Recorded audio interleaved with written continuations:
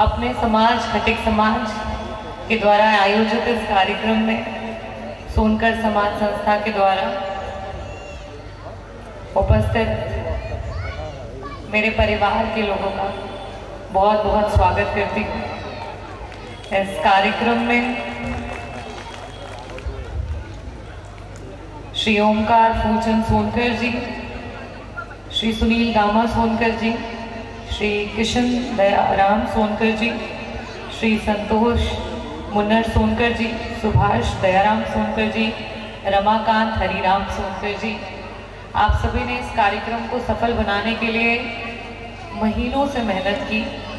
जौनपुर आए, मेरे से मुलाकात की, घर पे बैठे, चर्चा हुई और चर्चा में ये निकल करके आया कि ऐसे कार्यक्रम मुंबई में होने चाहिए और उसको आपने धरातल पे ला करके सफल बनाया। मैं इस संगठन के सभी मूल जितने भी पदाधिकारी हैं, आप सभी लोगों का हृदय से आभार व्यक्त करना चाहूँगी, धन्यवाद देना चाहूँगी। मैं अपने समाज के बीच में जब भी आती हूँ, आप में से बहुत सारे लोग सोशल मीडिया पे जुड़े होंगे और शायद मुझे बम्बई में बैठ करके यूपी के असेंबली के भाषणों में सुनते होंगे, लेकिन कभी भी समाज का बुलावा देश के किसी भी कोने से आता है तो मैं सबसे पहले दौड़ करके वहाँ पे पहुँचती हूँ। और वहाँ पहुँचने का उद्देश्य ये होता है कि मैं बतौर नेता नहीं जाती अपने लोगों के बीच में, मैं एक बेटी और एक बहन के रूप में वहाँ पे पहुँचती हूँ। और वहाँ पहुँचने का सिर्फ और सिर्फ यही उद्देश्य है कि समाज ने मुझे मेरी पहचान दी। आज असेंबली में सिर्फ डॉक्टर रागिनी नहीं खड़ी होती है, मेरा पूरा खटिक समाज खड़ा होता है जब मैं वहाँ यूपी असेंबली में अपनी बातों को कहती हूँ। कई बार लोग बहुत आश्चर्य में हो जाते हैं कि ये तो पहली बार की बनी हुई विधायक है, राजनीतिक भी कोई इसका बहुत बड़ा एक्सपीरियंस नहीं है, डॉक्टर रही है, उसके बावजूद भी इसकी आंखों में कोई डर नहीं होता है, मुख्यमंत्री से डायरेक्ट सवाल करती है। और मैं भी कई बार ये बातें सोचती थी कि मुझे गुस्सा भी बहुत ज़्यादा आता है और डर भी नहीं लगता, इसका रीज़न क्या है। और तब मुझे समझ में आया कि इंसान कहीं भी पहुंच जाए, जितना भी आगे बढ़ जाए, लेकिन अगर अपनी जड़ें याद रखता है कि उसके रगों में खून कौन सा बह रहा है, तो अपने आप सारे सवालों के जवाब मिल जाते हैं। और आज अपने समाज के बीच में हूँ, माताएं हैं, बहनें हैं, भाभियाँ हैं, मेरे भाई हैं, पिता तुल्य हैं, बहुत सारे हमारे चाचा जी हैं और छोटे छोटे बच्चे हैं। आप सभी लोग अपना समय निकाल करके सामाजिक कार्यक्रम के लिए आए। इस पहल के लिए आप सभी को मैं कहूँगी कि अपने लिए एक बार जोरदार तालियों से स्वागत करें। लगातार कार्यक्रम होने की वजह से और लगातार भाषणों की वजह से थोड़ा मेरा गला बैठा हुआ है और मैं उसके लिए आप सभी से क्षमा चाहूँगी, लेकिन जिस काम के लिए आई हूँ वो बोल करके ही जाऊँगी। ये नहीं सोचिएगा कि पूरी बात कहे बिना चली जाऊँगी। जौनपुर से विधायक हूँ और मुझे लगता है 90% लोग जो हैं यहाँ पे वो जौनपुर से ही हैं, आसपास के जिलों से हैं कि नहीं है? आप उठा के बताइए, अरे जौनपुर वालों, महाराष्ट्र में। और आप सभी को पता है कि पूर्वांचल के अगर हम कई सारे जिले जोड़ भी लें तो उन बहुत सारे जिलों में से मिला करके एक लौती आपके समाज की है जो विपक्ष में जीत करके पहुंची है और वहां पे आपका झंडा जो है बुलंद कर रही है। सामाजिक कार्यक्रमों में आने का उद्देश्य क्या है उसे समझना बहुत जरूरी है। पुरुष तो शायद जानते हैं कि समाज का क्या रुतबा होता है, समाज की क्या अहमियत होती है, हमारे बीच में महिलाएं भी हैं। आपको मैं कुछ बताना चाहूँगी। एक मामूली से छोटे से दलित समाज, खटिक समाज में मैंने जन्म लिया। जिस समय मैंने जन्म लिया एक पक्का कमरा था। बहुत सारे लोग मेरी कहानी से अपनी कहानी को रिलेट कर पाए। जब मेरा जन्म हुआ तो दादी बड़ी परेशान हो गई, अरे बाप रे लड़की हो गई, दहेज लाना। अब दहेज तो बेटी पैदा होते ही दहेज की तैयारी शुरू हो जाती। मेरे बाद फिर दूसरी बहन भी आ गई और जब दूसरी बहन आई तो दादा बड़े परेशान हो गए कि अरे मेरे बेटे के ऊपर इतना बड़ा प्रेशर हो गया, 2-2 बेटियां हो गई, हमारा वंश कौन चलाएगा। तब तक तो ठीक था, अब इसके बाद तीसरी भी बेटी हो गई और इसके बाद तो किसी ने तीसरी बहन का मुंह भी नहीं देखा कि अरे बाप रे बाप, 3-3 बेटियां हो गई, अब तो मेरा बेटा कैसे शादी करेगा, कैसे जीवन जिएगा। और ये इस कहानी से मुझे लगता है यहाँ बैठी बहुत सारी बहनें हैं, बहुत सारी माताएं हैं, बहुत सारी भाभियां हैं और यहाँ तक कि पुरुष भी जो हमारे समाज के हैं अपने आप को इससे संबंधित कर पाएंगे, रिलेट कर पाएंगे। मेरी माँ बहुत ज़्यादा पढ़ी लिखी नहीं है, लेकिन उनका एक सपना था कि जो मैं नहीं कर पाई, मैं नहीं पढ़ पाई, मेरी बेटियां ज़रूर पढ़ेंगी। उस समय का चलन था कि अगर बेटा होगा तो अंग्रेज़ी मीडियम में पढ़ेगा और बेटी होगी तो हिंदी मीडियम में जाएगी। और मेरे दादा दादी भी यही चाहते थे। मेरी माँ ने बहुत जिद की, बहुत लड़ाई की, एक रिक्शे वाले से फॉर्म मंगवा लिया अंग्रेज़ी मीडियम का और बोला भैया अंग्रेज़ी मीडियम में हमारी बिटिया का एडमिशन करा। वो पहली पहल थी कि एक खटिक समाज की महिला अपनी बेटी के लिए खड़ी हुई, अपनी बेटी के लिए लड़ी। जिस बेटी के दहेज के लिए उनके पूरे परिवार के लोग परेशान थे, उन 3 बेटियों को उन्होंने डॉक्टर बना दिया कि उन्होंने अपना खुद का दहेज खुद कमा करके अपनी शादी की है।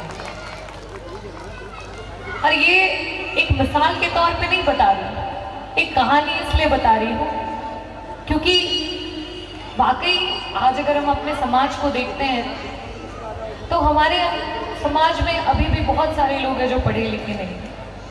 हम अपने आप को सोचते हैं बहुत बड़े बिजनेसमैन बन गए, बहुत पैसा कमा लिए, बहुत हम समृद्ध हैं, हमसे ज़्यादा अमीर कोई नहीं, हमारे पास से ज़्यादा किसी के पास पैसा नहीं, हमारा घर 3 तल्ला हो गया, 4 गाड़ी हो गई, हम भैया सबसे बड़े आदमी हो गए। बड़े आदमी की पहचान पैसे से नहीं होती। बड़े आदमी की पहचान उससे होती है कि जब आप घूम करके अपने रिश्तेदारों को देखते हैं और वो कोई ऐसा व्यक्ति ना हो जो रात में खाली पेट अपने बच्चों को लेकर के सो रहा हो, वो व्यक्ति कोई ऐसा ना हो जो ठेला आज भी खींच रहा हो, कोई एक ऐसा व्यक्ति ना हो जिसके घर में कोई रोजगार ना हो। जिस दिन ऐसा हम सोचने लगेंगे और हम इसमें अपनी कामयाबी को ढूंढने लगेंगे कि हम अपने आप को समृद्ध तब मानेंगे जब हमसे जुड़ा हुआ हमारे समाज का हर एक व्यक्ति समृद्ध हो जाएगा। जब हमसे जुड़ा हुआ हमारे समाज का हर एक व्यक्ति 4 चक्के गाड़ी से घूमेगा, पक्के घर में रहेगा और अपने बच्चों को अच्छी शिक्षा देगा, तब जाकर के पूरा का पूरा खटिक समाज समृद्ध हो पाएगा। मैं जहां भी जाती हूँ आपको आंकड़ों के साथ बात करूंगी क्योंकि विधानसभा में मुझे इसीलिए जाना जाता है क्योंकि ये कहा जाता है कि बहुत नेता हैं, बहुत कुछ बोलते हैं, लेकिन जो तार्किक बातें करती है, जो तथ्य के साथ बातें करती है, वो सिर्फ रागिनी सोनकर करती है और इसीलिए अच्छे से अच्छे मंत्री उसके जवाब जो हैं, उनके सवालों का जवाब नहीं दे पाते। तो आपके बीच में भी मैं तार्किक बातों के साथ ही हूँ। अगर आपको ये लगता है कि हम महाराष्ट्र में हैं, आपको लगता है कि हम गुजरात में हैं, आपको लगता है कि हम दिल्ली में हैं, आपको लगता है कि हम उत्तर प्रदेश की बहुत अच्छी जगह पे हैं और हम बहुत समृद्ध हो चुके हैं और हमारा समाज समृद्ध हो चुका है, तब तो बात यही खत्म हो जाती है। और लेकिन अगर नहीं समृद्ध हुआ है तो उसको समृद्ध करने का रास्ता ढूंढना पड़ेगा। मुझे अभी भी फोन आता है, देश के कोने कोने से आता है, अपने समाज के लोग फोन करते हैं और कहते हैं कि बहुत गर्व महसूस होता है, आप विपक्ष में हैं लेकिन उसके बाद भी जब आप बोलती हैं तो सीना जो है वो 56 इंच का हो जाता है कि अपने समाज की जो शेरनी है वो ललकार दी। पर कहते हैं कि दीदी समाज के लिए कुछ करिए। दीदी समाज के लिए कैसे करेंगे? दीदी के पास तो एक ही ताकत है, उनका गला, उनकी आवाज़ और उनकी सोच। मैं सिर्फ आपको अपनी आवाज़ ही दे सकती हूँ और उसके अलावा कोई किसी को कुछ नहीं दे सकता। आज ये क्षण पल की जो मैं आपको बातें कहूँगी, शायद यहाँ बैठी बहुत सारी बहनें, बहुत सारी माताएं, बहुत सारे युवा इसको वर्षों तक अपनी ज़िंदगी में लेकर के जाएंगे और शायद समाज में एक ऐसा बदलाव लेकर के आएंगे, एक ऐसा सामाजिक भविष्य बदलेंगे जिसको आगे आने वाली पीढ़ियां उसको एंजॉय करेंगी। लेकिन कैसे करेंगे? अगर एकता नहीं रहेगी तो कैसे करेंगे? समय समय पर अपने सामाजिक संगठनों के कार्यक्रम होने चाहिए। मैं जब डॉक्टर बनी तो डॉक्टर बनने के बाद ये हुआ कि अब इससे बेहतर क्या है। परिवार में कोई पढ़ा लिखा नहीं था, डॉक्टर नहीं बना था, पहली बार ऑल इंडिया में रैंक आई, अच्छा कॉलेज मिला और मैंने कलकत्ता से अपनी पढ़ाई की। 10 साल कलकत्ता में रही। कलकत्ता से पढ़ाई करने के बाद फिर वापस से अब लगा इससे बेहतर क्या, इससे बेहतर अब देश का जो सबसे बड़ा संस्थान है वहाँ से मैं अपनी डिग्री लूँगी, एम्स से पढ़ाई करूँगी। मैंने बहुत मेहनत की। शायद डॉक्टरी के समय जब MBBS कर रही थी तो 24 घंटे में से 18 घंटे पढ़ती हूँ, लेकिन जब एम्स में गई तो शायद 22-22 घंटे पढ़ना पड़ा, बहुत मेहनत करनी पड़ी। और फिर जब एम्स पहुँच गई तो लगा इससे बेटर क्या। तो मैंने कहा कि अब देश के बाद तो अब विदेश जाना होता है सबसे बड़ा, और विदेश में भी जो सबसे बड़ा जो देश हो वहाँ जाएंगे, अमेरिका जाएंगे, वहाँ सबसे बड़े डॉक्टर बनेंगे। मुझे भी नहीं पता था, सामाजिक ज्ञान नहीं पता था, कटिक समाज नहीं पता था, और ना ही ये पता था कि राजनीति क्या होती है। चोट तो तब लगी जिस समय कोरोना आया। कोरोना आया, पिताजी हमारे विधायक थे, क्षेत्र में बहुत मेहनत कर रहे थे, और मैं रोज डांट रही थी कि जिसकी 3-3 बेटियां डॉक्टर हों और कोरोना से रोज मरीज देख रही हों, वो व्यक्ति बिना किसी प्रोटेक्शन के क्षेत्र में कैसे घूम सकता है। तो पापा ने मुझे समझाया कि बेटा, असली राजनेता तो वही होता है जो अपने लोगों को दुख के समय संभाले, दुख के समय उनके साथ खड़ा रहे।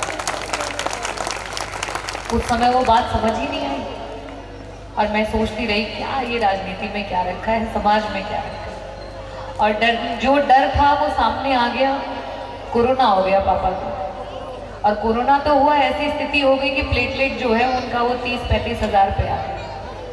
अब दिमाग ही नहीं काम करे, क्या करना क्या है। उन्हें ले करके सब लोग पहुंचे दिल्ली, ICU में एडमिट कराया।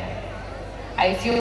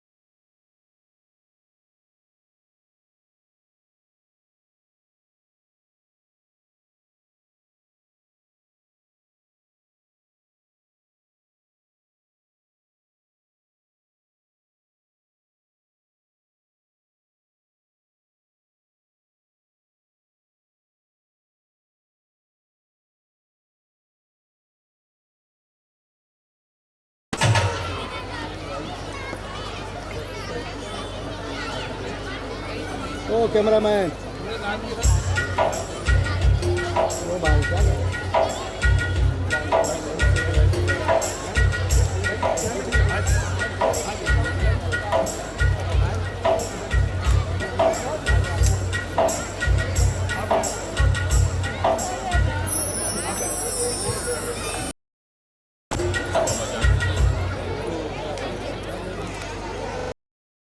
आए हुए 82%। उस बच्चे के लिए एक बार जोरदार तालियां।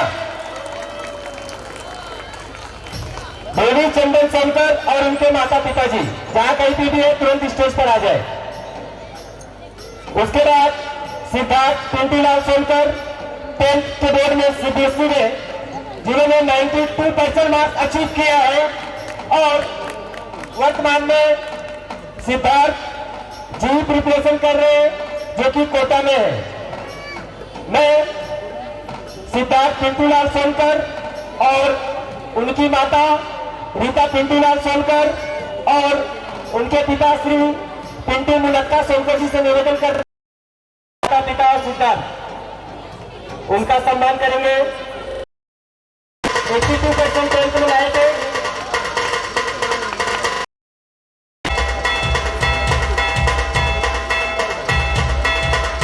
जिनका सम्मान करेंगे। आप लोगों की नहीं मिल रही, थक गए क्या? थकिए मत प्लीज। बेटा मंदिर पर राजेश मांगीलाल सोनकर जी, दामाद दयानंद सोनकर जी जहां कहीं भी स्टेज पर आए। कौन देख लो? श्री प्रकाश चुनीलाल सोनकर जी का सम्मान कर रहे हैं वासी विभाग के मुख्य सलाहकार श्री राजेश मांगीलाल सोनकर जी। तालियां तालियां आप लोगों की होती रहे प्लीज।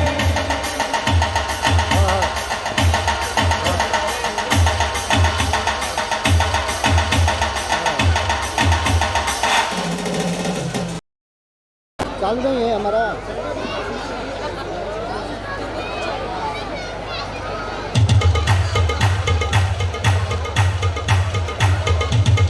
इसके बाद मैं हमारे वशिष्ठ मुख्य और क्या है वो? श्री लाल बहादुर मानी सोनकर जी। अरे महाराज जी बताओ ऐसा इसके बाद पहले विभाग के मुख्य सलाहकार भैया से मालूम पड़ेगा। शंकर जी कृपया करके आप भी मंच पर आए। हाँ हम सब कल्याण में मीटिंग में प्रशासन में इतनी महंगी भूमिका मीटिंग चालू रहा तो निभा रहे हमारे विशिष्ट अतिथि गणों का समाज की ओर से हार्दिक हार्दिक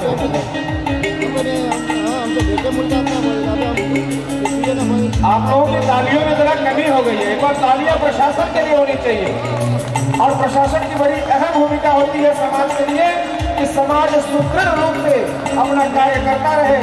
ऐसे ही समाज में एक महंगी भूमिका निभाने वाले हमारे विशिष्ट अतिथियों का हार्दिक हार्दिक अभिनंदन। श्री रमेश सोनकर जी का सम्मान करेंगे। सबसे पहले तो भैया मैं हमारे अध्यक्ष माननीय श्री ओमकार जी को हम तहे दिल से स्वागत करते हैं। तहे दिल से उनके साथ हमारा संबंध भी बहुत बढ़िया है और हम खुद कमेटी के मेंबर हैं। सभी के साथ हमारा तालमेल जैसा भी है वैसा हम लोग एक दूसरे से संपर्क करके काम करते हैं। यहाँ पे आए हुए सभी पदाधिकारी और हमारे कमेटी के मेंबर लोगों का हम तहे दिल से स्वागत करते हैं खटीक समाज की तरफ से। और सबसे पहले हमारे मुख्य अतिथि माननीय श्री प्रमोद सोनकर जी जो एडिशनल डीसीपी मध्य प्रदेश के हैं, जिनका आप लोग ये जोरदार तालियों के साथ स्वागत कीजिए, क्योंकि हमारे लिए एक महत्व की बात है कि हमारे भाग्य की बात है कि हमारे समाज में हमारी बिरादरी में आज भैया इस मकाम पर हैं, जो हमारे लिए बहुत गर्व की बात है। और दूसरी बात, हमारी भाभी जी हैं, हम तो उनका नामकरण ही आज करने वाले हैं अपनी बिरादरी में। तो भाभी जी Alka Sonkar jail superintendent central jail SP है, superintendent of police central jail Madhya Pradesh की, जो हमारे लिए सबसे बड़ी गर्व की बात है। जो हमारे लिए एक फायर लेडी का काम करती है हमारे बिरादरी के लिए, समझ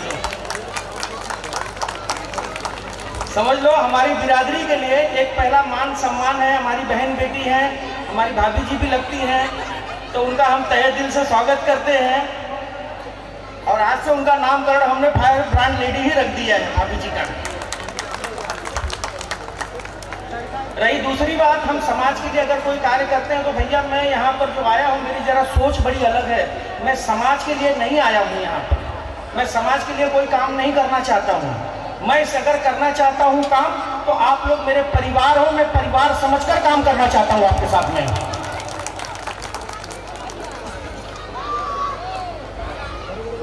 और हम लोग खटी समाज बिरादरी के लिए हमारे लिए गर्व की बात यह है कि हमारे बिरादरी में इतने सक्षम लोग, इतने पढ़े लिखे लोग, इतने जानकार लोग हैं, हमें दूसरों को बुलाने की कोई ज़रूरत नहीं पड़नी चाहिए। आज हमारे खुद भैया डीसीपी हैं, भाभी जेल सुपरिटेंडेंट हैं, हमारे खुद विधायक हैं, कैबिनेट मिनिस्टर लोग हैं हमारे पास, हमारे खुद लोग हैं ना। हम अपने समाज को क्यों प्रेजेंट करें, उनको क्यों ना प्रेजेंट करें हम? हमारे बच्चों के लिए एक अलग छाप क्यों ना छोड़े?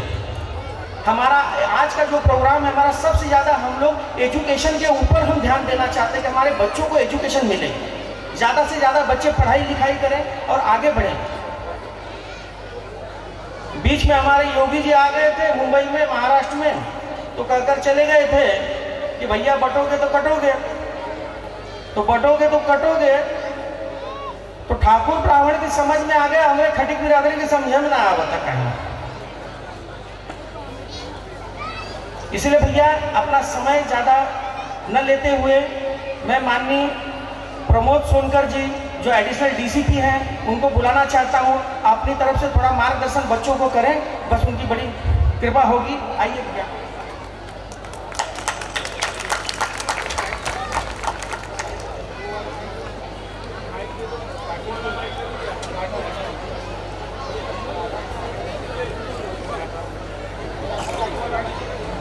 Hello hello.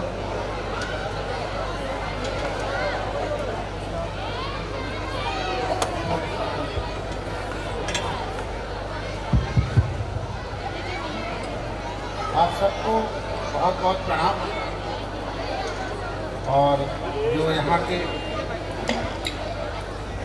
आयोजक महोदय हैं ओमकार सोनकर जी और उनकी पूरी टीम, और उन सब के अनुरोध पर जब मुझे सूचना दी गई कि आपको बिरादरी के कार्यक्रम में बातचीत करने के लिए, चर्चा करने के लिए आपको मुंबई आना है।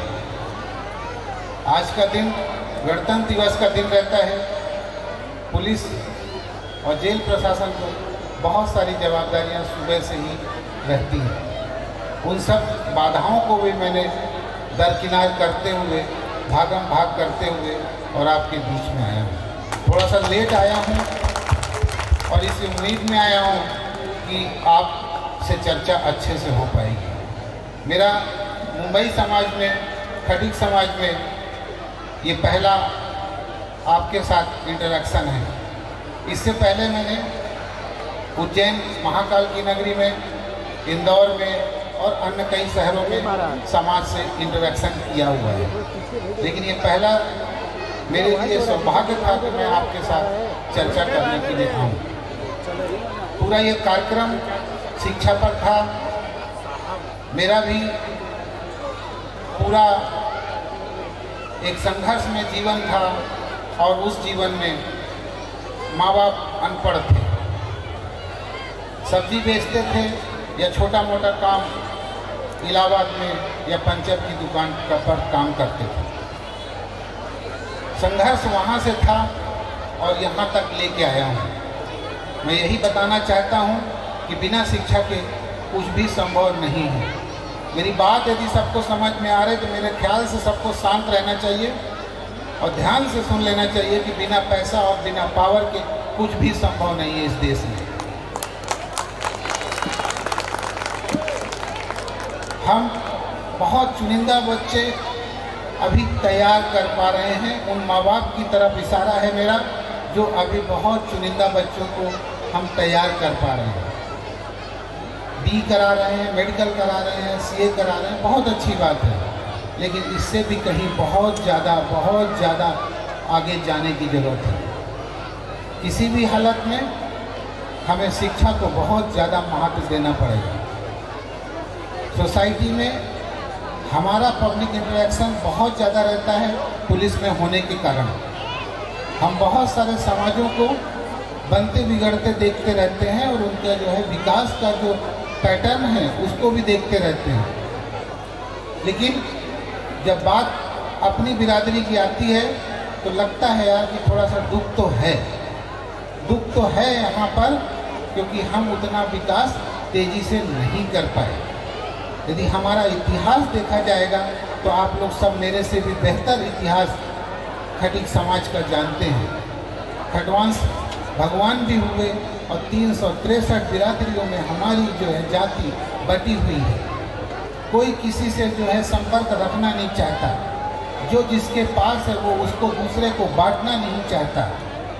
यदि हमारे पास लड़की है तो जब हम उसको संस्कारवान बनाएंगे तभी वो दूसरे का घर अच्छा कर पाएगी, क्योंकि हमें भी दूसरों के यहाँ से लड़की लाना होता है। मैं आज सिर्फ शिक्षा और जो हमारी अंदर की पीड़ा रहती है, जो दूसरे समाज में हमें जाके देखने को मिलती है, वो ही मैं आपके सामने रेखांकित करना चाहता हूँ। आपके बीच में आके मैं आपसे यही अनुरोध करूँगा कि खूब सारी बच्चों को पढ़ाई दें। बहुत अच्छा पावर और पैसा अपने लिए, अपने समाज के लिए एकत्रित करें और उसका उपयोग करें। हर आदमी की एक जिम्मेदारी है, जहाँ से जो है, जिसके पास जितना भी संसाधन है उसके कम से कम एक का तो सहारा बनना चाहिए। उसे एक का सहारा यदि हम सब एक दूसरे के बनते चले जाएंगे तो हमारा समाज बहुत गौरवान्वित होगा, बहुत ज़्यादा गौरवान्वित होगा। मैं मध्य प्रदेश में देखता हूँ, जब लोक सेवा आयोग के रिजल्ट आते हैं तो वहाँ बहुत एक भी खटिक सोनकर नहीं मिलते हैं। 1 साल हो, 2 साल हो, 5 साल हो, कहीं भी नहीं मिलते हैं। तो मेरा आप सबसे अनुरोध है कि हम बाबा साहब के द्वारा जो हमें सुविधाएं, आरक्षण, जो आश्वासन दिया हुआ है, उसका उपयोग करते हुए हमें आगे बढ़ते रहना चाहिए। मैंने आपसे ये कहा कि मुझे खुद भी नहीं मालूम था जब मैं class first year second year में पहुंच गया था। एक दिन अचानक मालूम चला सेकेंड ईयर में कि आप तो आरक्षित वर्ग से हैं, आप कुछ अच्छा कर सकते हैं। तो वो जो लगन मेरे अंदर लगी, उसके बाद मैं फिर इलाहाबाद गया सपना से और वहाँ कोचिंग किया और एक लंबा संघर्ष अपने साथ लेके चलता रहा, क्योंकि मैं बहुत ही जो है इस मानसिकता में नहीं था कि मुझे सिविल सर्वेंट बनना है और समाज का, बिरादरी का नाम रोशन करना है।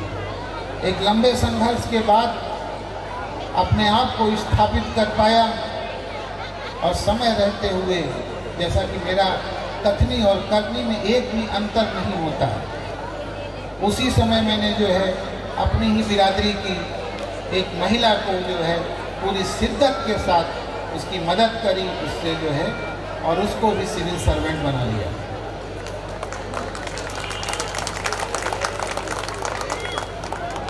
और आज वो हम और वो दोनों मिलकर हमेशा ये इच्छा रखते हैं कि बिरादरी के लिए जो भी हम कर सकते हैं हमें करना चाहिए। हमारे लिए बिरादरी से बढ़कर कुछ भी नहीं है। हमारी ताकत तो वर्षों से रही है। चंद्रगुप्त मौर्य काल से भी यदि हम देखें तो हमारी ताकतों का उपयोग शासन और सरकार ने किया हुआ है।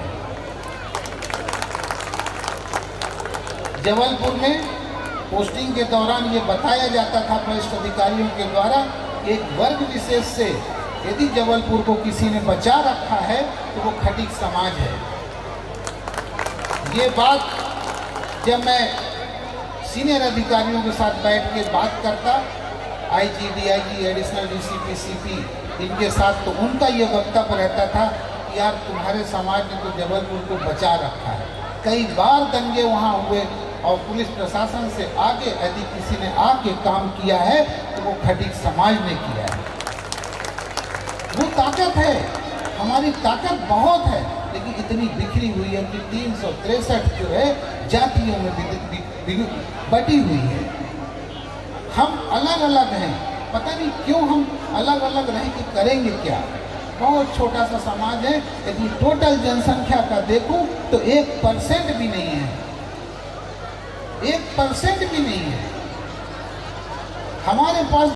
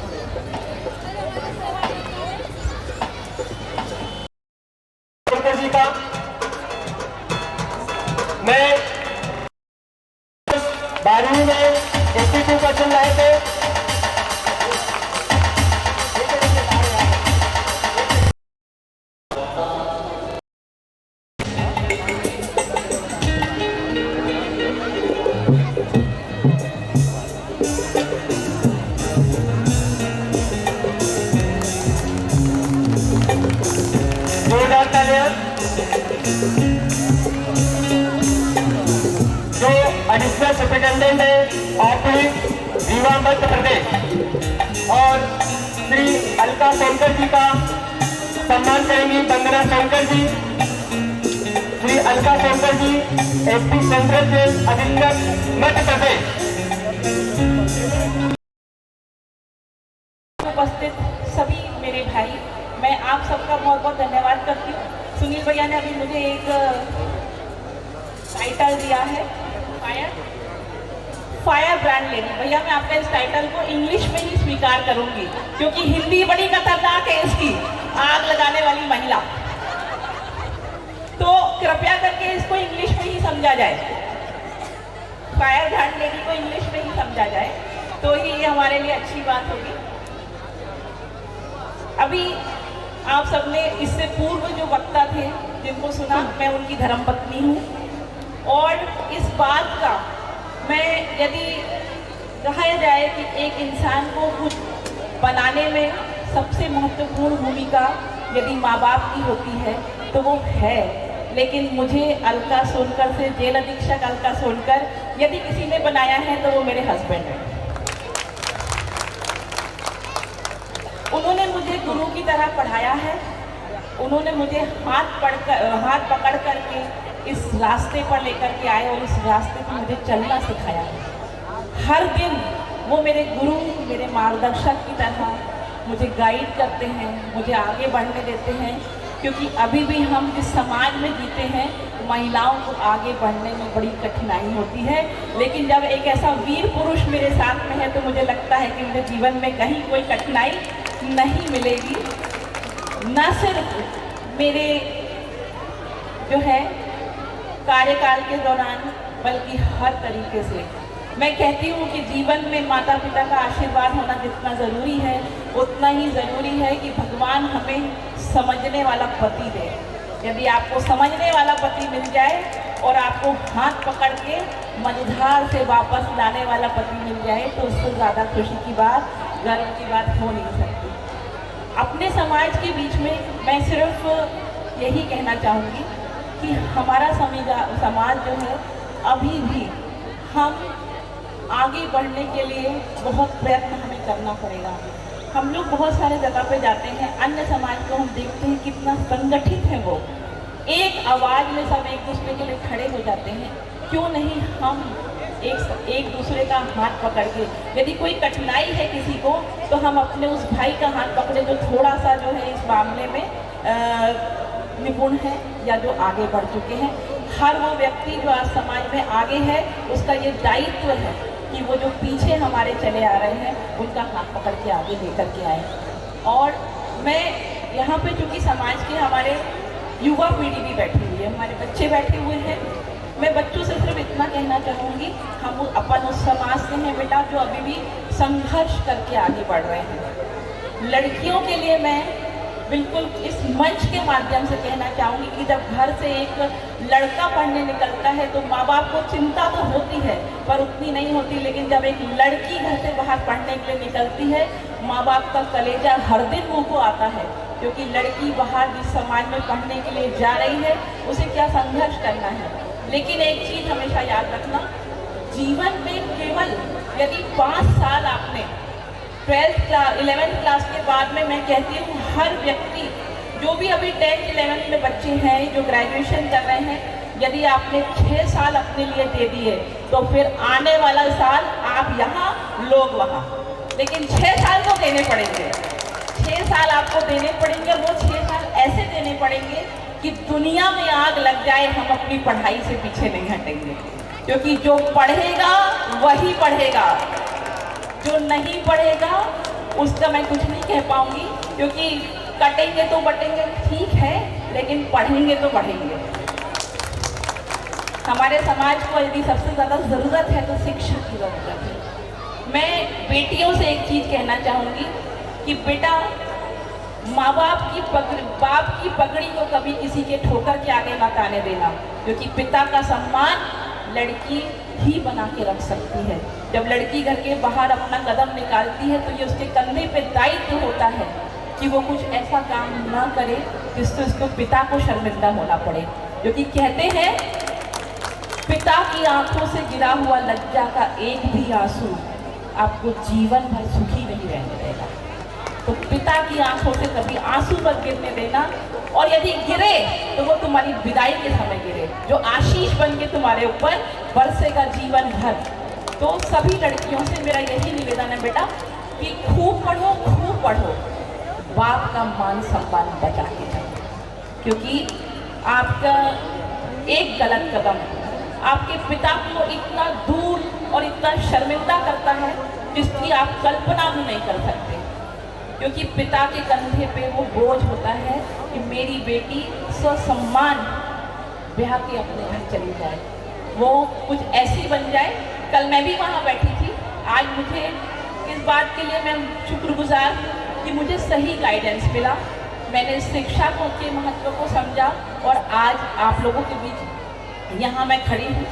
कहते हैं कि समय वो चीज़ है जिसमें ब्रेक नहीं होता, समय में जो है आपको रिवर्स गियर नहीं होता, समय सिर्फ आगे चलता है, और ज़िंदगी वही बना पाता है जो ज़िंदगी के साथ कदम से कदम मिला के चलता है, क्योंकि समय किसी के लिए नहीं रुकता है। इसीलिए समय का महत्व समझें और ये मान के चलें कि आप यदि पतंग हैं तो डोर और चरखी, इतना बुरा तो नहीं बोल रही थी, कोई बात नहीं। यदि आप पतंग हैं तो बिना डोर के पतंग कचरे में ही गिरा करती है, और यदि वो पतंग की चरखी माझा आपका परिवार ने थाम रखा है तो वो पतंग जो है आसमान की ऊंचाइयों को छुआ करती है। और जीवन में हमेशा ये चीज़ ध्यान रखें कि हर व्यक्ति को, चाहे वो कुछ भी करना चाहे दुनिया में, लेकिन उसको अपने लिए जीवन के लिए एक लक्ष्य जरूर बना के चलना चाहिए। हमारे जीवन का लक्ष्य क्या है? हो सकता है आप बहुत अच्छे सिंगर बनना चाहते हो, लेकिन लक्ष्य तो बनाओ। हो सकता है आप बहुत अच्छे एक्टर बनना चाहते हो, लेकिन लक्ष्य होना चाहिए। कोई ज़रूरी नहीं है कि आप जो है पुलिस में ही जाएं, आप डॉक्टर ही बने, लेकिन जो बनना चाहते हैं उसके लिए लक्ष्य तो निर्धारित करना ही पड़ेगा। और लक्ष्य ऐसा होना चाहिए कि लक्ष्य पेड़ की तरह ना हो जो आंधी तूफान के थपेड़ों में आकर के गिर जाए। लक्ष्य बीज की तरह होना चाहिए जो बारिश में पुनः पनप के खड़ा हो जाए। लक्ष्य जीवन में इस तरीके से होना चाहिए। और मैं अपने समाज से, जो कि खटीक समाज हमारा अत्यंत ही गौरवशाली समाज है। समाज क्या है? समाज हम, समाज जो है हमारा दर्पण है। जैसा हम जीते हैं, जैसा हम सोचते हैं, वही दर्पण समाज में दिखाई देता है। और मैं यही कहूँगी, एकता में बहुत शक्ति होती है। यदि हम एक हो जाएं तो हमारे समाज को कोई कभी हिला नहीं सकता, कोई झुका नहीं सकता, क्योंकि प्राचीन काल से ही जब जब लोगों पे विपत्तियां आती हैं, खटीक समाज ही याद आता है। और मनुष्य को ये सोच के चलना चाहिए कि आप किस जगह जन्म ले रहे हैं, आप किस परिवार में जन्म ले रहे हैं, ये आपके हाथ में नहीं है, लेकिन आप किस व्यक्तित्व के साथ इस समाज से जाएंगे अपनी अंतिम यात्रा के लिए, ये आपके हाथ में है। तो कुछ ऐसा बन जाओ कि जब आप जाओ तो चार लोग आपके लिए चार आंसू बहा दो। बस इतना ही मेरा आप सब से गुजारिश है। बहुत बहुत धन्यवाद। बहुत बहुत धन्यवाद। आपने बहुत ही बेहतरीन तरीके से बाल में आते हैं, तो ये सब को मिटा दिया जाए तो बहुत अच्छा है। वो आप लोग कर सकते हैं, हमारे में तो बल नहीं है। हम बस इतना जानते हैं कि हम इंसान हैं, कोई जात नहीं है, इतना जानते हैं बस।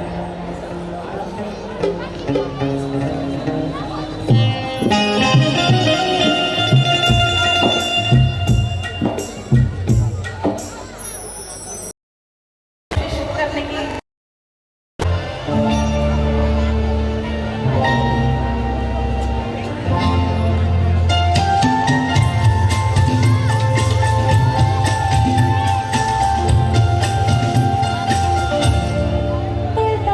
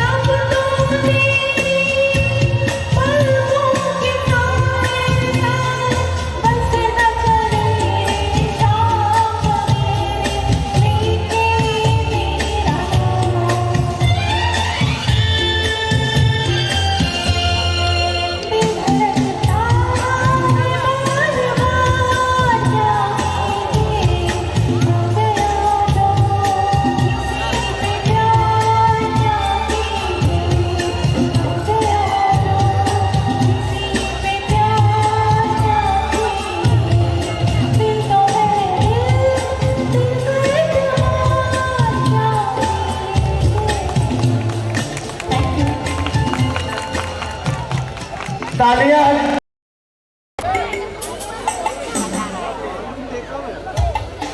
वासी विभाग से जो भी मानो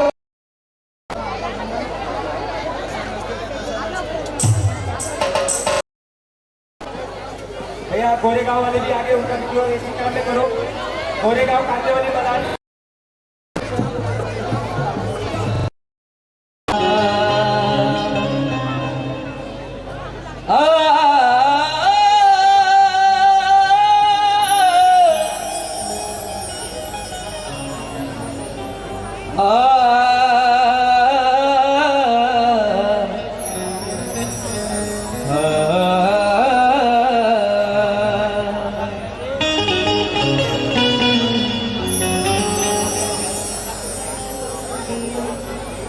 कि देशवा किसान है असंयम जवान है। एक्चुअली में भाव पूर्वी का था भाई, इससे हमारा तालमेल नहीं हो पाया है, तो जैसा माहौल बन रहा है वैसा गाते तो सब कुछ है, लेकिन दादा मेजर दो ना।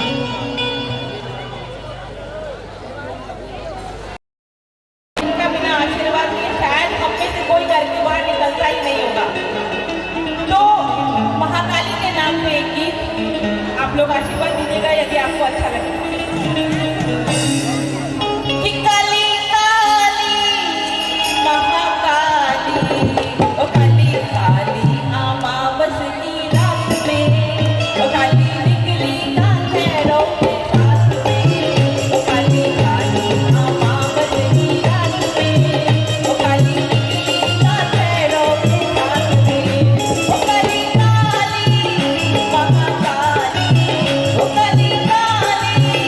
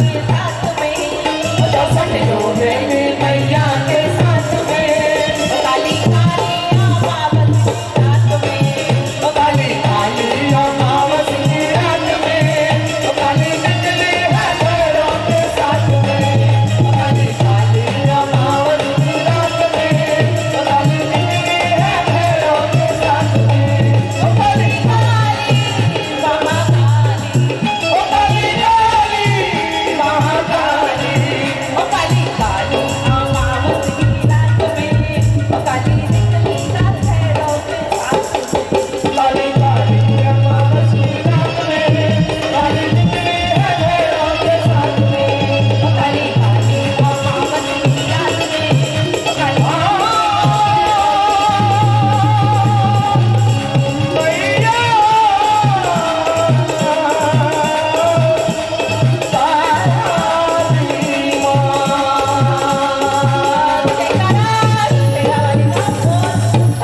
दरबार की जय।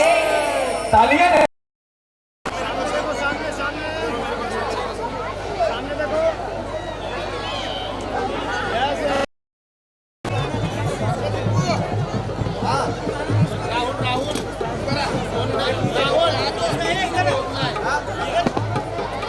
सांता क्रूज माहिम से आए हुए मान्यवरों से निवेदन है कि स्टेज पर आए।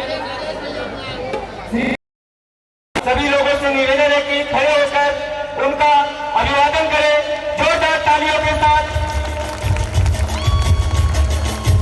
जो हमारे सोनकर परिवार से है,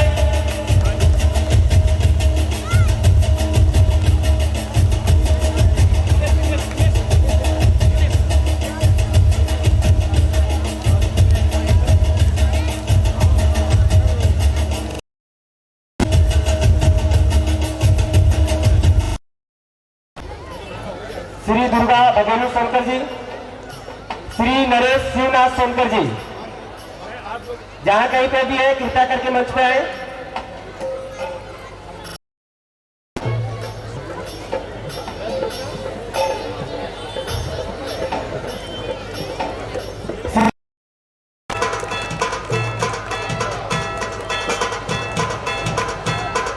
इसके बाद सुनील दुर्गा सोनकर जी से रिक्वेस्ट करता हूं स्टेज पर आए।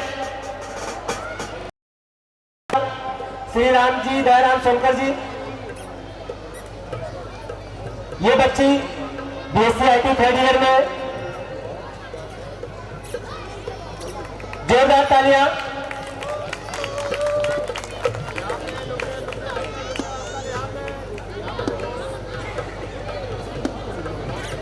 इसके बाद राज, काफी गर्व की बात है जो बच्चे इतनी कड़ी मेहनत के बाद इतने अच्छे अंक लाए हुए हैं। इसके बाद मैं श्री दीपक अच्छेलाल सोनकर जी से विनती करता हूँ कि वो शुभम श्यामदेव सोनकर और अंजलि श्यामदेव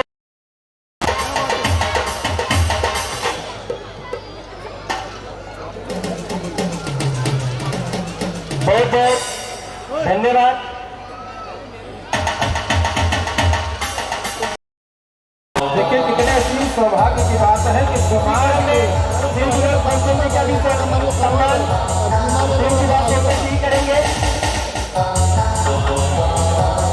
समय को ध्यान में रखते हुए इसके बाद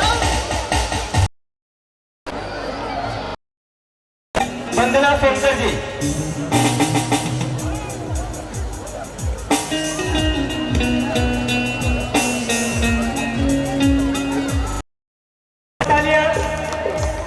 ये हमारे लिए गर्व की बात है कि आज जो मध्य प्रदेश के पुलिस अधिकारी जो सोनकर समाज के परिवार से हैं, जो आज हमारे मंच पर हमारे बीच उपस्थित है, अपने बहुमूल्य समय निकालकर यहाँ उपस्थित हुए, उनके लिए जोरदार तालियां।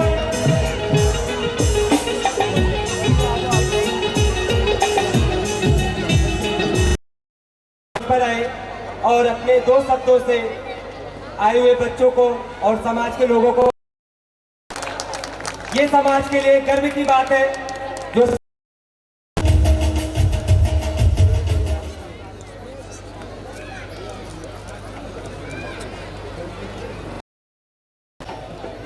श्री यशवंत तेजभर सोनकर जी।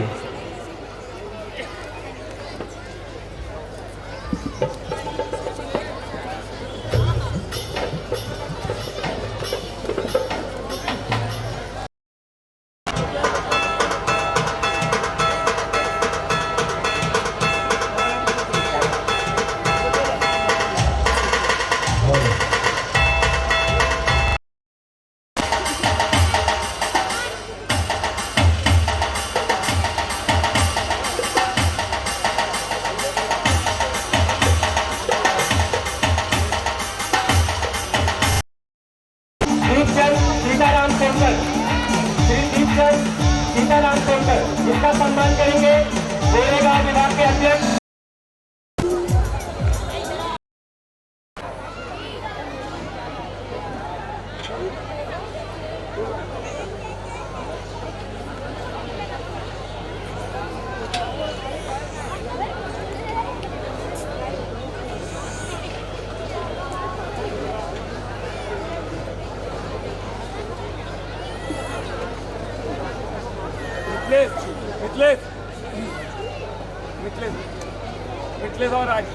सर्वप्रथम तो मैं सोनकर समाज संस्था मुंबई का बहुत बहुत दिल से आभार हम दोनों जन पूरे परिवार की तरफ से मैं देती हूँ कि हमें इस बात के लिए आपने यहाँ बुलाया और हमें इतना सम्मानित किया और बड़े गर्व महसूस होता है। अन्य कार्यक्रमों में जाने में तो खुशी होती है, लेकिन सबसे ज़्यादा गर्व की और खुशी की अनुभूति तब होती है जब हम अपने समाज में होते हैं।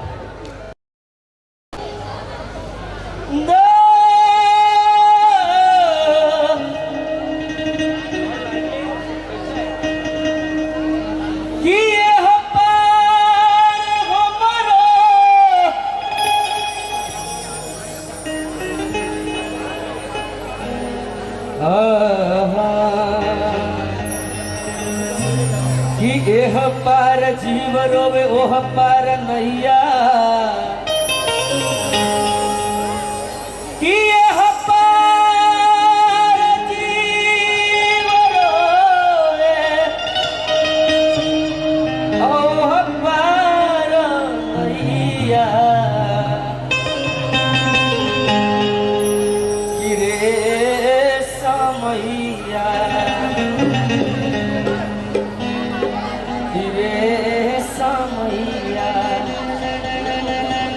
असमैया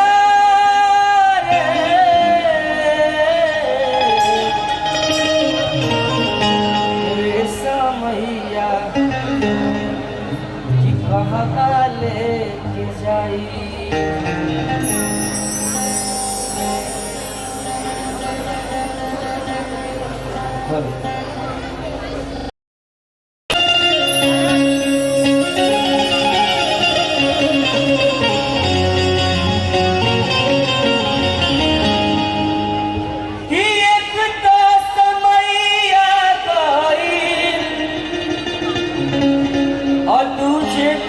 से गलती रे कि एक तो समैया गई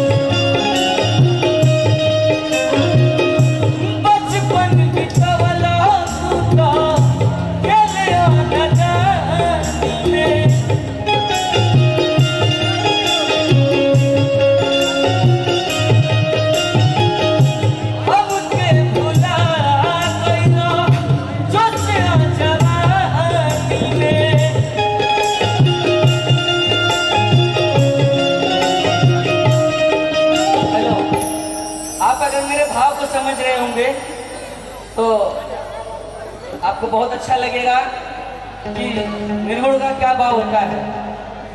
निर्गुण जिसमें सब गुण है और न मानो तो कोई गुण नहीं है। इस शरीर में कोई गुण नहीं है, ये तो खत्म होने वाला है, लेकिन सब जानते हुए भी अनजान बने हुए रहते हैं।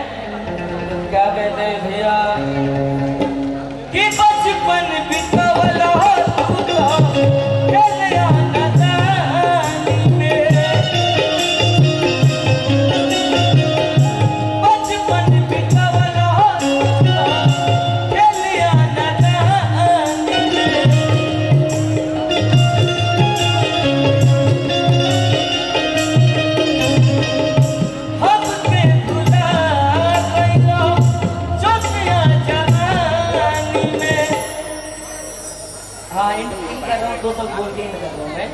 खत्म कर रहा भैया। चलिए टाइम कम है, बहुत कुछ होने वाला है, तो कभी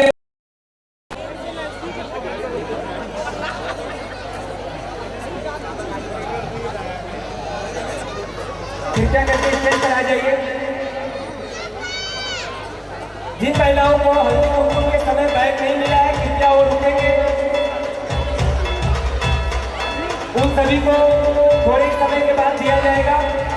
पनवेल विभाग के जितने भी लोग आए हुए कृपया करके स्टेज पे आ जाइए। अभिनंदन।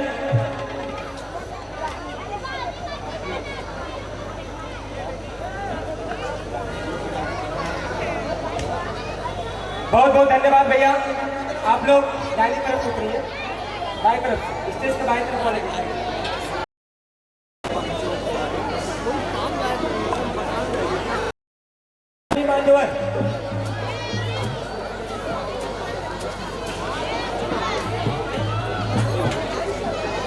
गोरेगांव से। Okay, thank you.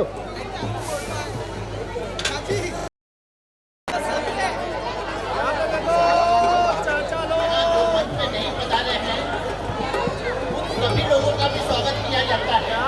कृपया ध्यान रखिएगा, जो मंच पर नहीं आए हैं, यहाँ जो अपनी उपस्थिति देकर इस कार्यक्रम की शोभा बढ़ाए हैं, समाज के साथ उनके साथ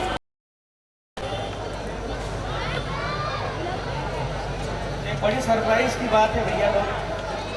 हमारे भाभी श्री भी बहुत सुंदर गाना गावली, तो भाभी श्री से जरा जेल सुपरिटेंडेंट है ही तो ठीक हो अपनी जगह, लेकिन जब घर में आए नहीं लेकिन अपन सुरीले आवाज जरा यहाँ छेड़ देते तो बड़ी रंगत हो जाती है। और यार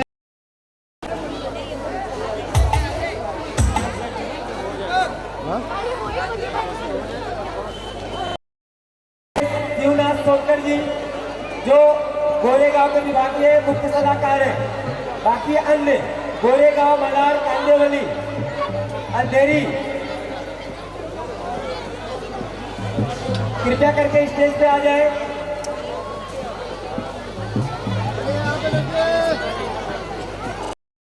सभी का स्वागत किया जाता है। बहुत बहुत धन्यवाद।